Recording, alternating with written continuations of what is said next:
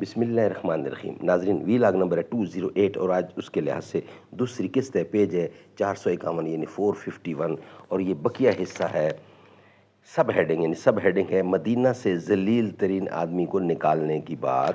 ناظرین، اس کا جو مین چیپٹر چل رہا ہے وہ ہے غزوہ بنی مستلق یا غزوہ مریسی سن 5 یا سن 6 ہجری.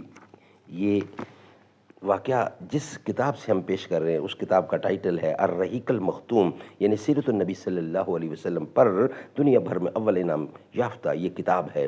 اور اس کتاب کے رائٹر ہے مولانا صفی الرحمان مبارک پوری.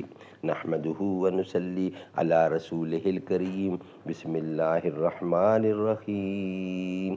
زمانہ اب نہ دیکھے گا کوئی بھی حکمراں ایسا، جو عادل ہو عمر جیسا، جو سچا ہو عمر جیسا. میری دنیا میں بھی ہو کاش کوئی درد مند پیدا، میری بھی قوم کا کوئی مسیحا ہو عمر جیسا. یقولون لئن رجعنا إلى المدینة لا یخرجن الأعز منها الأذل. سورت نمبر 63 اور آیت نمبر 8. یہ منافقین کہتے ہیں کہ اگر ہم مدینہ واپس ہوئے تو اس سے عزت والا ذلت والے کو نکال باہر کرے گا.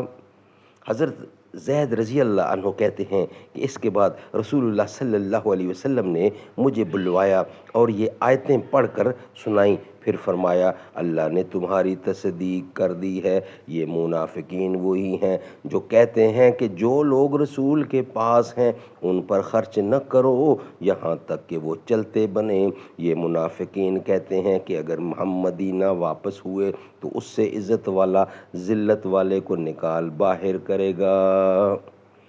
هم الذين يقولون لا تنفقوا على من عند رسول الله حتى ينفضوا. یقولون لئن رجعنا إلى المدینة لا یخرجن الأعز منها الأذل. اس منافق کے صاحبزادے جن کا نام عبداللہ ہی تھا، اس کے بالکل برعکس نہایت نیک تنیت انسان اور خیار صحابہ میں سے تھا. انہوں نے اپنے باپ سے براءت اختیار کر لی اور مدینہ کے دروازے پر تلوار سونت کر کھڑے ہو گئے. جب ان کا باپ عبداللہ بن ابی وہاں پہنچا تو اس سے بولے خدا کی قسم آپ یہاں سے آگے نہیں بڑھ سکتے یہاں تک کہ رسول اللہ اجازت دے دیں، کیونکہ حضور عزیز ہیں اور آپ ذلیل ہیں. اس کے بعد جب نبی اکرم وہاں تشریف لائے تو آپ نے اس کو مدینے میں داخل ہونے کی اجازت دی اور تب صاحبزادے نے باپ کا راستہ چھوڑا. عبداللہ بن ابی کے ان ہی صاحبزادے حضرت عبداللہ رضی اللہ نے آپ سے بھی یہ عرض کی تھی کہ اے اللہ کے رسول آپ اسے قتل کرنے کا ارادہ رکھتے ہوں تو مجھے فرمائیے، خدا کی قسم اس کا سر آپ کی خدمت میں حاضر کر دوں گا. سبحان اللہ سبحان اللہ سبحان اللہ سبحان اللہ. جب ان کا باپ عبداللہ بن ابی وہاں پہنچا تو اس سے بولے خدا کی قسم آپ یہاں سے آگے نہیں بڑھ سکتے یہاں تک کہ رسول اللہ اجازت دے دیں، کیونکہ حضور عزیز ہیں اور آپ ذلیل ہیں. یہ کون کہہ رہا ہے؟ ابی کا بیٹا عبداللہ. اس منافق کے صاحبزادے جن کا نام تھا عبداللہ. سبحان اللہ سبحان اللہ. خدا کی قسم اس کا سر آپ کی خدمت میں حاضر کر دوں گا. اے اللہ کے رسول آپ اسے قتل کرنے کا ارادہ رکھتے ہوں تو مجھے فرمائیے، خدا کی قسم میں اپنے باپ کا سر آپ کی خدمت میں. سبحان اللہ سبحان اللہ. ناظرین، یہ واقعہ یہاں ہی کمپلیٹ ہوتا ہے.